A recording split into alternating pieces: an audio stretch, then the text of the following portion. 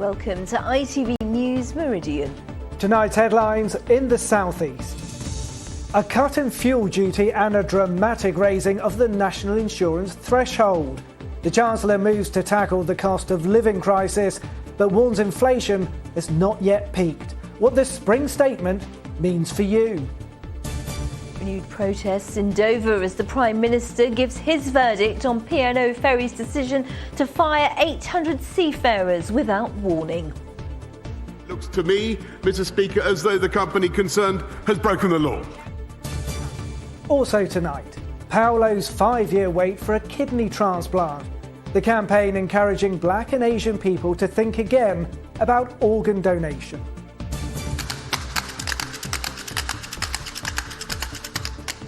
And still stomping after 30 years, the hit musical returns to its roots in Brighton. Good evening. With the cost of living at a 30-year high, all eyes were on the Chancellor today as he delivered his spring statement. Rising energy costs, fuel and food bills mean many people are really feeling the squeeze. Rishi Sunak has cut fuel duty by 5 pence for the next 12 months. That took effect a few minutes ago and would mean about £3 off the cost of filling an average family car. The increase to national insurance rates announced last year will still go ahead next month, but the income threshold at which people begin to pay will rise £3,000 up to £12,570 from July. The Household Support Fund distributed by our local councils to help those most in need has been doubled to £1 billion. And the Chancellor announced a plan to cut the basic rate of income tax from 20% to 19% by 2024. With reaction to the statement, here's Tony Green. Today's budget announcement was supposed to offer a lifeline to businesses like that of fisherman Chris Attenborough in Whitstable. But he doubts it will make any difference. Like many businesses, the price of fuel is making itself felt, and a 5p cut won't make it better. You took your boat to the petrol station on the Thanet Way to fill up there. Is it really cheaper to do that than to fill your boat with red diesel? It is at the moment, yes. By the time you get the duty and the VAT back off of the forecourt, you're talking roughly 80-90p a litre for white diesel. Now we're paying sort of 130, 140 for red. You're sort of starting to talk 2,000-3,000 litres. Makes a hell of a difference. What were you hoping for from the budget today? I was hoping to see something maybe similar to what, either the government stepping in somehow, like maybe like done with energy, put a price cap on it, or on fuel, or the French recently have had a 35 cents a litre subsidy put in place. So, no, 5p a litre off forecourt ain't going to make a lot of difference to us. Suzanne Wild's business provides care to support older people living at home. But now her staff need financial support. The staff are looking at how much the cost of living is, whether they can afford to run their cars. The petrol price has been so high. Staff are asking me, are you going to help us? Are you going to pay us petrol allowance? Where are we getting that petrol allowance from? You know, we have to look at charging our service users, and the majority of them are pensioners. The rising cost of living is being felt everywhere, including here in Canterbury. We're pensioners, so nothing goes more into our pockets. I don't know how they can help people. The situation at the time is so bad. The price of petrol, I think it's gone up 10-15p in the last sort of week and a half. Again, it needs something to sort of ease that, just that sort of worry at the back of your mind, definitely. Any hope of a bailout today has failed to materialise. There are real fears for the future for employees as well as employers, who, faced with global financial problems, have found themselves in the same boat. Tony Green, ITV News, Whitstable. Reaction now from Westminster and Kit Bradshaw. Well, it's fair to say expectations were running fairly high, and when the Chancellor Rishi Sunak got to his feet here in the House of Commons earlier, he pledged to build a stronger, more secure economy for the country and help families with the cost of living. But before he'd even finished delivering those range of measures that we've already heard about in the programme, he was being heckled by some opposition MPs who were shouting, "Is that it?" We can deliver for the British people today and into the future because, unlike the party opposite, we have a plan. He talks about providing security for working families, but his choices are making the cost of living crisis worse, not better.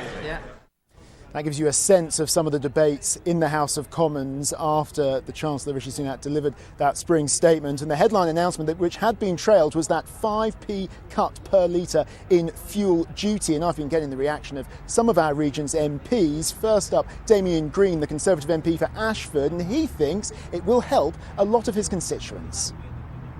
My constituency and the other parts of Kent, obviously people need cars to get around, to get to work. They're not a luxury, they're a necessity, and so the fuel duty cut will be a big and instant relief to many thousands of my constituents and people across Kent and the South East. Labour's Peter Carl, who represents Hove, says he's welcome any measure which will help families with the cost of living, but he's not sure that fuel duty cut will have the desired effect. The fuel duty break that was offered today equates to £36 over 6 months for the average driver. This is absolutely pales into insignificance when put against the 56% rise in overall energy prices. Our region's only Green MP, Caroline Lucas, also had concerns about the fuel duty cut for a number of reasons. It only really helps about 7% of the lowest people on the lowest incomes. Most of the money goes to people on the higher incomes. And of course, as well, it is perverse from a climate perspective. I would far rather see money going, for example, in uprating benefits so that they're in line with inflation. So as well as some of the more upbeat rhetoric from Rishi Sunak earlier, there was a warning. He said we should be prepared for the economy and public finances to worsen potentially significantly in the months ahead. That's, as we heard, at record inflation rates in the 12 months to February. So if you're not feeling the squeeze yet on your household bills, you most certainly will in the coming months. Rachel with our report there. Police are appealing for witnesses following a fatal collision in Heathfield yesterday. Part of the A276 was closed after the crash at around 3:30 in the afternoon. Emergency services attended and an 82-year-old pedestrian was pronounced dead at the scene. Babies wrapped in blankets were carried to safety as more people arrived in Dover after crossing the English Channel yesterday. Authorities intercepted more than 860 migrants attempting the perilous crossing. 2,800 have reached Kent so far this year. The government now says it will continue giving daily figures. Environmental campaigners are celebrating a year since bottom trawling was banned from areas off the Sussex coastline. The Sussex Kelp Restoration Project is now using cutting-edge technology to map and monitor a 300-kilometre stretch of the seabed. It hopes that given a chance to recover, it can better support fish stocks and biodiversity. The Prime Minister says the government is taking legal action against P&O Ferries over the sacking, without warning, of 800 seafarers. Boris Johnson told the Commons he believed the company had broken the law. Well, as he spoke, around 100 demonstrators gathered in Dover for a second major protest. P&O Ferries says the redundancies were a last resort measure to keep the company viable after the impact of the pandemic. With more, Tom Savides. They say no pay! We say no way! No They're marching through Dover in protest at losing their jobs in shock sackings 7 days ago. Many had worked for P&O Ferries for decades, only to be told they were no longer needed. Workers like Lee Davison, with 30 years service. This is just to make sure that P&O know we're not going away, this isn't going to stop, and we want our jobs back. How has it been this past week having to cope with being made redundant? It's been a blur. That's all I can say for myself. 800 loyal British workers fired over Zoom, instantly replaced by foreign agency workers shipped in on less than the minimum wage. If the Prime Minister can't stop that, what's the point of his government? Today, Labour leader Sir Keir Starmer quizzing the Prime Minister about the redundancies. Listen to his response. It looks to me, Mr. Speaker, as though the company concerned has broken the law, and we will be taking action, therefore. So did P&O Ferries break the law when they dismissed 800 employees and replaced them with cheaper agency staff? Have they broken any criminal laws? It doesn't look like it. Have they acted in a way which is probably going to mean that they've breached the duties they owe to their employees, for instance, under the Employment Rights Act 1996? Almost certainly yes. The 3 P&O ferries that were moored in Dover docks behind me a week ago on the day of the announcement of those massive job losses are still stationary. In the meantime, the government, the parent company of P&O Ferries, and the workers are arguing over the way forward. P&O Ferries insist they did not commit any offences by sacking workers without notice. But tomorrow a committee of MPs will look at the way the company handled the dismissals and what options are available to those who lost their jobs. Tom Savidas, ITV News, Dover. A political aide has described the moment she saw a terror suspect with a look of self-satisfaction after stabbing to death her boss, the Conservative MP Sir David Amess. Julie Cushion recalled hearing a piercing scream 5 minutes after Ali Harbi Ali was called to his appointment with the veteran MP for Southend West. Jo Cushion was in court and sent us this from the Old Bailey. Yes, that piercing scream belonging to one of Sir David's junior aides, Rebecca Hayton, who was in the room at the Belfairs Methodist Church when the Southend West MP was killed. Now, the court were previously shown an email chain involving Rebecca and Ali, where he posed as a constituent who had just moved to the area, and that was how he managed to secure an appointment with the MP, despite living near Kentish Town in North London. Now, in an almost 90-minute recorded police interview shown to jurors today, Rebecca recalled the moment that Ali met Sir David. She said he was relaxed and seemed nice throughout his meeting, and then she emotionally recounted the moment Ali stood up and said sorry before leaning over the desk and stabbing the Conservative MP. She described how she ran outside screaming to find her colleague Julie Cushion. Now, she gave her evidence in person today and was asked by the prosecution how she thought Ali appeared when he was escorted out of the church by police, to which she described him as having a look of self-satisfaction, while another eyewitness, Yvonne Eves, said he looked as though he had achieved something and that he knew what he had done. Now, Yvonne was at the church with her partner Darren King, waiting for their own constituency appointments that was scheduled shortly after Ali's. They told the court how they ran inside to find Ali appearing in a doorway, waving around a knife, warning them not to come closer and to call the police. Now, the trial previously heard how Ali had allegedly spent years hatching this plot and sought to exact revenge for the bombings in Syria. The jury have heard how Sir David Amess had traditionally held meetings with constituents at his constituency surgery, where there were certain security measures in place. But he decided post-COVID to take this out into his constituency, into the 9 wards that he represents, because he wanted to be accessible to his constituents. It was something that he was passionate about. Now, Ali denies charges of murder and preparing acts of terrorism, and the trial continues. Jo Cushion reporting there. Canterbury Cathedral has joined the nation's moment of reflection to mark 2 years since our first lockdown was announced. One of its bells tolled earlier today as it had rung every evening during the early days of the pandemic. The cathedral hopes the familiar sound will be seen as a comfort and a symbol of solidarity to help get through the dark times. You're watching ITV News here in the Meridian region. Thank you so much for choosing us. Coming up. Banging the drum for live performance. The hit musical Stomp comes home to Brighton. And remember, you can find more stories from across the South East by heading to our website, itv.com/Meridian. You can call us, the number's on your screen there. It's 0808 1010 095. And remember, you can follow us, that's on Facebook and on Twitter.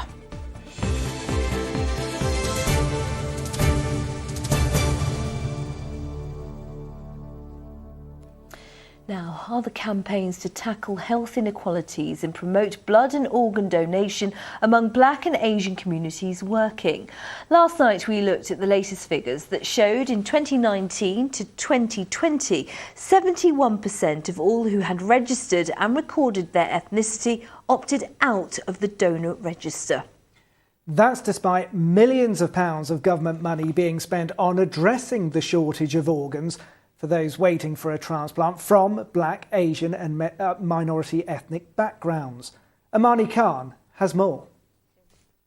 When he was just 9 years old, Paolo was diagnosed with kidney failure. 20 years later, he's now relying on dialysis to keep him alive. He's been waiting 5 years for a transplant. You know, it's a scary journey, but at the end of the day, you got to think about the other person that once you donate, right, the other person's life and the quality of life is going to completely change, right? At the moment, if you look at me, I might be happy from the outside, but inside, there's things that's going on which I can't express. Paolo is not alone. There are currently 5,000 people waiting for a kidney transplant. In the past 5 years, the NHS has spent more than £15 million on promoting organ donation. More than £2 million of that has been spent specifically targeting Black, Asian and minority ethnic communities. But despite the millions being spent in that time, there has only been an increase of 2% in opt-in registrations from those communities. A NHS spokesperson told us they are seeing strong signs of progress. 60% of people from Black, Asian and minority ethnic backgrounds now say they will be willing to donate organs after death. They also say the majority of people learning about organ donation today will hopefully not be facing death for a number of years. Staff at the University of Brighton deliver education events to help raise awareness. So we, as a donor research team, we work with these students and together with the NHS Blood and Transplant Department, we inform and give them the right knowledge to be able to make an informed choice and register that choice with the NHS. More people like Lee are needed. 10 years ago, he decided to donate his kidney. He was put through numerous tests to ensure he was the perfect match. Darren, who was once a stranger to Lee, benefited from his generosity. In 2011, my wife passed away. My then wife passed away. It was very sudden in regards to Darren and being a part of his process. It was very significant because I didn't have to be that person sat beside the bed again, seeing somebody pass away. I could be that person that could do something and make a difference. Paolo, though, is still waiting for the life-changing call. I'm still young and, you know, I've not lived my life. I've not seen the world yet. And there's a lot of things that I want to see and I want to travel.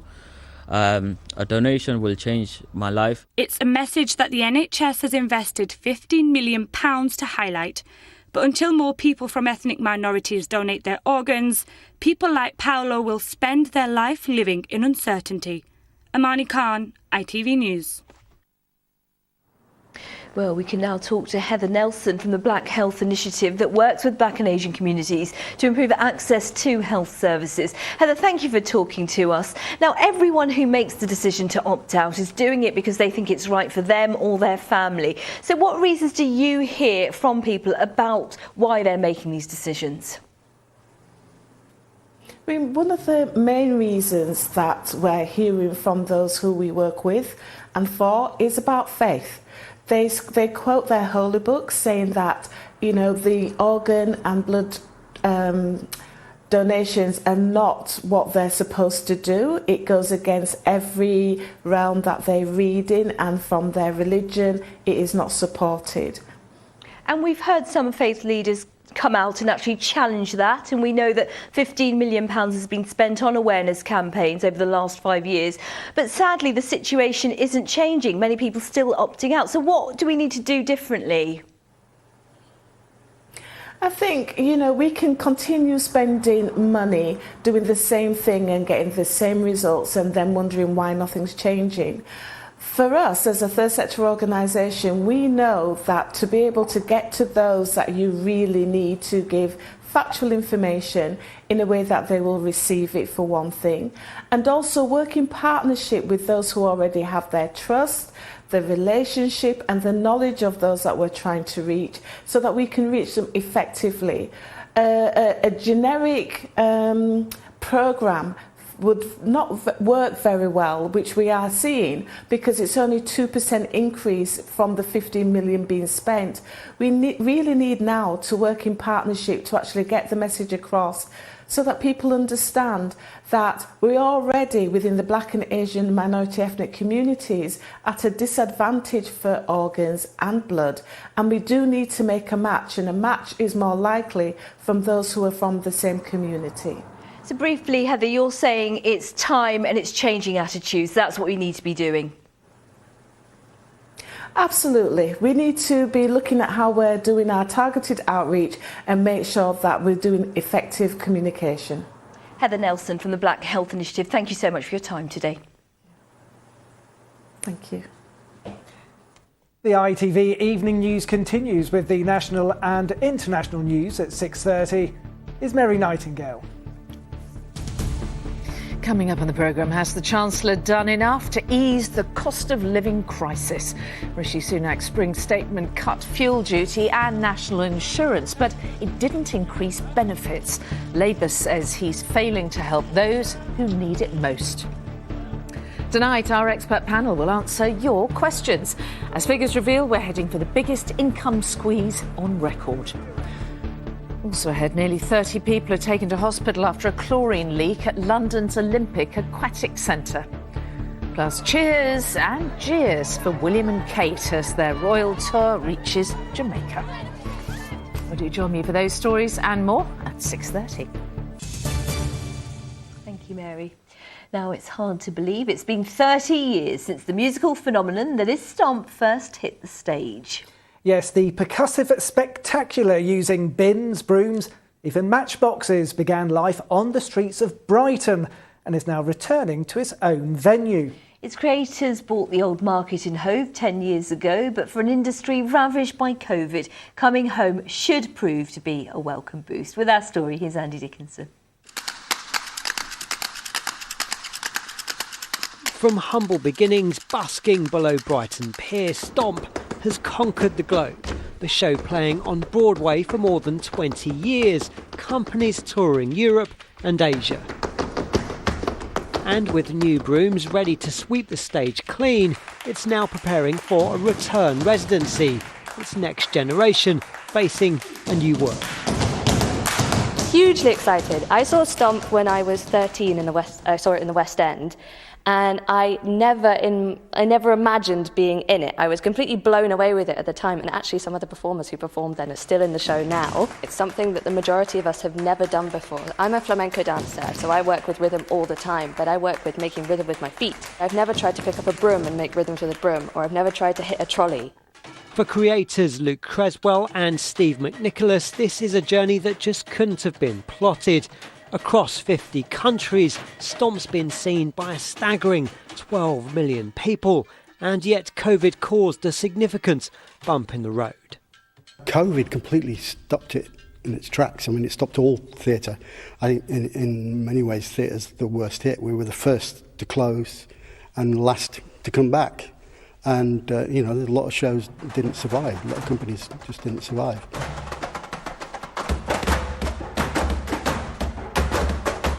Just getting Stomp back is amazing, but to have Stomp back home in Brighton, being a proud Brightonian, it'll be a very proud moment when we do the first show. Before COVID, I don't think people take theatre for granted, but it's always there. You can always go to the theatre. I think when COVID comes along, you suddenly lose all of that. You suddenly realise what you're missing. And especially now with what's going on, it's so good to have theatre come back, to take your mind out of it, and to educate and to think. All these things that theatre and music does, and music venues as well as theatre venues, I must say. So it's really important it comes back, and I think we really missed it. Luckily I'm too old to do it now. My bones are hurting too much. But we've got some great young people doing it. So, you don't have to see me. Banging the drum for live performance everywhere, Stomp begins again at the end of this month. Andy Dickinson, ITV News, home. Congratulations to them celebrating 30 years. Absolutely. Brilliant. You do, and you've seen it as well. I've seen it. I saw it in New York. In New York. You're so international. You show off, my director said. And Pip is with us now. Pip, you're keeping this lovely sunshine going, getting told off by you. Yes, it's not New York, but it is the Meridian region. We've had some lovely weather over the last few days.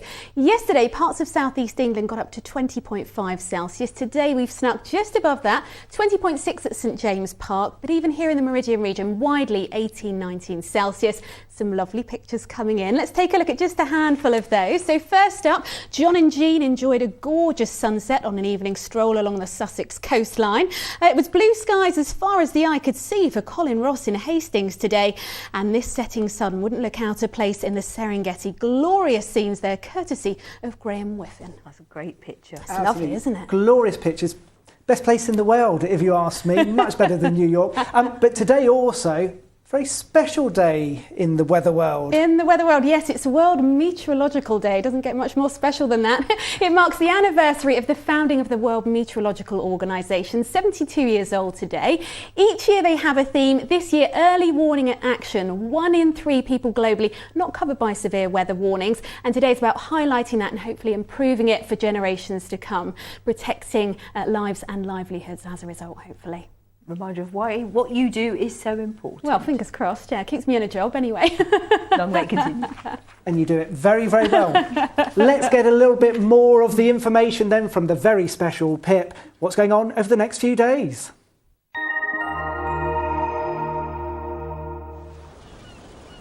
Feels like home, whatever the weather.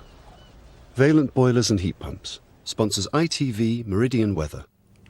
Well, glorious scenes across the region today. Beautiful blue skies, and it stays pretty dry and settled through the next few days. Plenty of fine weather in the forecast, warm in the best of the sunshine, but still a little on the chilly side overnight. And this is why it's high pressure very much in charge at the moment, and it stays in charge right through the next few days, becoming well established right across the UK through the course of the weekend, keeping things dry and settled. And that will certainly be the case out there this evening and tonight. So dry, largely clear skies overhead. And underneath those clear skies, temperatures tumbling away inland quite easily down to around 1 or 2 Celsius by dawn. That in turn giving rise to a little patchy ground frost here and there, and perhaps 1 or 2 shallow mist and fog patches by the end of the night as well. Tomorrow morning, though, any mist, fog and frost will soon burn away, and for the rest of the day it looks pretty glorious once again. Lots of lovely sunshine to start things off. Perhaps a little patchy fair weather cloud bubbling up into the afternoon, but it's not going to be enough to spoil that sunshine. And another warm day for the time of year inland. Highs once again 17 or 18 Celsius. Always just a little fresher around the coast with onshore breezes here. And speaking of the coast, these are the high tide times for tomorrow then. You can see for Dover there just past 2:30 in the morning, just past 3 in the afternoon. Through the latter stages of tomorrow overnight into Friday, really a repeat performance. So high pressure very much in charge, clear skies overnight, perhaps some patchy mist, fog and frost to start things off, and then a bright day with a little bit of patchy fair weather cloud. More of the same into the weekend and into the early part of the new week as well. Warm in the best of the sunshine, still a little chilly overnight. Bye-bye. Valent sponsors ITV Meridian Weather.